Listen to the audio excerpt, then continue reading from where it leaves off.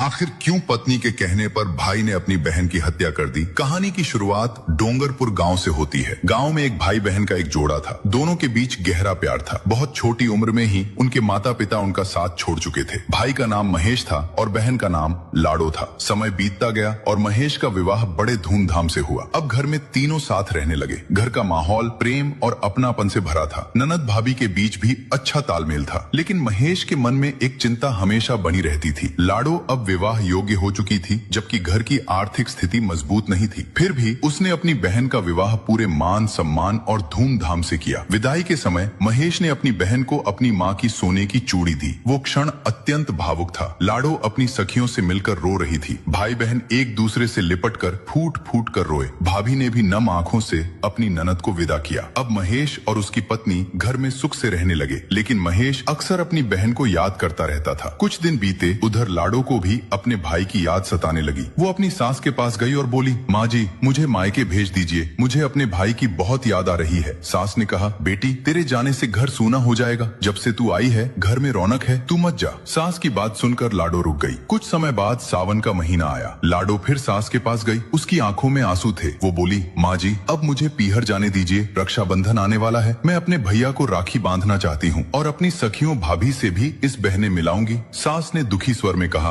बेटी मैं तुझे रोकना नहीं चाहती, लेकिन मेरे पास पैसे नहीं है, तू राखी कैसे ले जाएगी। लाडो ने शांत स्वर में उत्तर दिया, माँ आप चिंता मत कीजिए, भैया ने विदाई के समय जो सोने की चूड़ी दी थी मैं उसे बेच दूंगी। सास ने गहरी सांस लेते हुए कहा, हाय राम, मैं तो सोच रही थी तेरे लिए एक और चूड़ी बनवाऊंगी, लेकिन समय ही ऐसा है। खैर तू जा। लाडो चूड़ी लेकर बाजार पहुंची। सुनार को चूड़ी दिखाकर उसने उसे बेच दिया और बदले में पैसे ले लिए। उसने उन पैसों से राखी खरीदी और घर लौटाई। जितने पैसे मिले उसने सब सास को बता दिए। पैसे आवश्यकता के अनुसार कम ही थे। सास ने कहा, बेटी रक्षाबंधन के बाद जल्दी लौटाना और रास्ते में सावधानी से जाना। ठीक है माँ। सास के पैर छुए और मायके के लिए चल पड़ी। उसके कपड़े साधारण और फटे पुराने थे, लेकिन उसके मन में खुशी थी। वो सोचती जा रही थी, आज मैं अपने भैया से मिलूंगी। शादी के बाद से उन्हें देखा भी नहीं। भाभी से मिलूंगी, सखियों से मिलूंगी, खूब बातें करूंगी। इन्हीं खुशियों में डूबी वो आगे बढ़ रही थी कि रास्ते में एक विधवा औरत कंडे लेकर जाती दिखी। लाडो थोड़ा घबराई, लेकिन आगे बढ़ती रही। आगे आसमान में गिद्ध मंडरा रहे थे। एक कौवा डाल पर बैठा कांव कांव कर रहा था। थोड़ी दूर जाने पर उसे खाली गड़े दिखाई दिए और एक बगिया में से गुजरते समय सांप लहराता हुआ दिखाई दिया। ये सब देखकर वो सोचने लगी, हे भगवान, ये अपशकुन कहीं मेरी मौत का संकेत तो नहीं। तो पूरे रास्ते भर उस घटनाओं के बारे में सोचती रही। आखिरकार वो अपने भाई के घर पहुंची। उसे देखकर भैया और भाभी के चेहरे खुशी से खिल उठे। महेश ने अपनी बहन को गले लगा लिया और कहा, अरे बहन तू कितने दिनों बाद आई है। 3